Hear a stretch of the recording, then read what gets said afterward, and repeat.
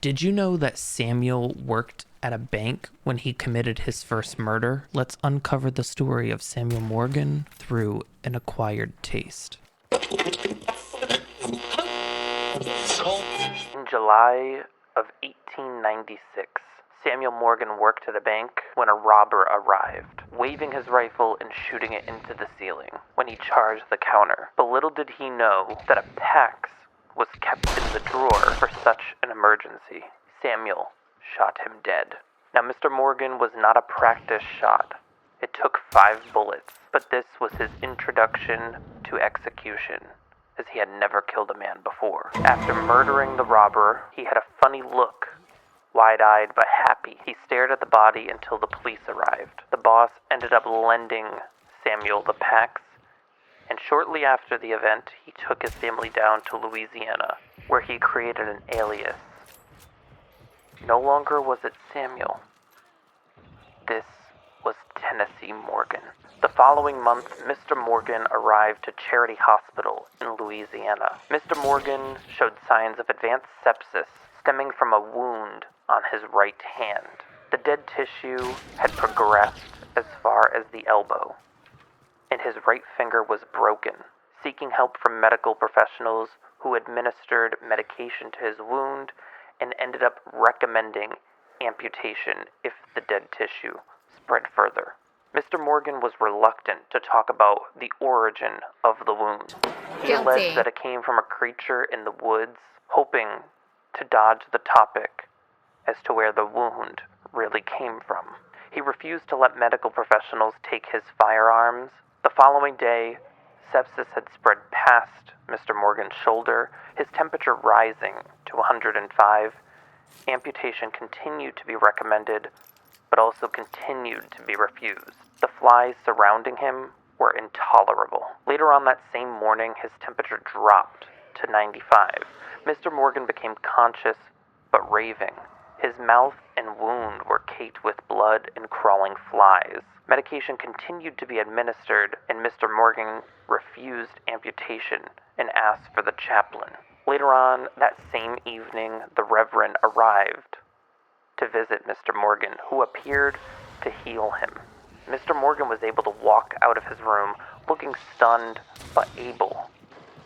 His hand was completely healed due to the Reverend's work. He was released into the Reverend's care, being allowed to leave the hospital. Later on, after being in the Reverend's care, Mr. Morgan wrote in a journal, recounting everything that took place from what he could remember. He chose to confess his sins to the Reverend. The Reverend wasn't afraid of Mr. Morgan's rot, and as Mr. Morgan stated in his journal, he wasn't afraid when I told him about the darkness in my heart. I confessed to the joy I felt the first time I shot a man, and I confessed to the joy I have felt with every kill since. The execution Mr. Morgan had committed of the robber back at the bank was the beginning of his journey down countless murders he conducted. Mr. Morgan refused amputation because his rotten hand was the black mark of his sins. He chose to accept his punishment. However, the Reverend shifted the blame and said that the men killed were infected with a sickness of their own, and the wound that Mr. Morgan had was a mark of their corruption, not his. The Reverend claimed that the world needed men like Mr. Morgan, and that he could put his dark desires to work for the greater good and make Mr. Morgan's Rebecca proud. The Reverend invited Mr. Morgan to join him, and that he would initiate him. Mr. Morgan agreed, crying, as the Reverend injected something into his arm. Mr. Morgan didn't remember leaving the hospital, but when he came to, the Ranger was in his possession. 2 months later, in the month of October 1896, Rebecca chose to write to her dear Samuel. She confessed that she could not put this off any longer. She had images in mind that ate away at her, and she had a severe amount of grief. "Who is this Tennessee?" she asked. "What happened to my dear Samuel?" She accused Mr. Morgan of having some secrets of his own, rightfully so, and she chose to reveal one of her own. She confessed that she saw Mr. Morgan a few days ago, but he did not see her. She said that she barely recognized the man as she looked through the window of the disgusting cabin that he was in. She claimed that she saw Mr. Morgan kill another man and watched him add his body to a pile against the wall.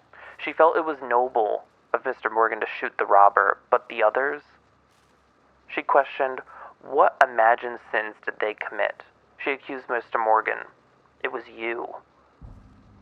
You who stood over the wretch on the floor, the man's legs impossibly tangled in razor wire, and she watched as Mr. Morgan raised his rifle and shot the man directly in the head, sending his blood sprawling all over the walls and filthy floor, with Mr. Morgan smiling in the aftermath. Bluntly, Rebecca stated, "Let me make this clear to you. Samuel Morgan had a wife. Tennessee Morgan does not. I tell you to rot in hell, but I see you are already there." The ultimate question then became, were these acts of execution that offered Mr. Morgan relief and that had become a sense of therapy worth leaving his loved ones behind? Was this an addiction that he could put behind him? Was aligning with the Reverend worth it? Or was it already too late to make it up to Rebecca?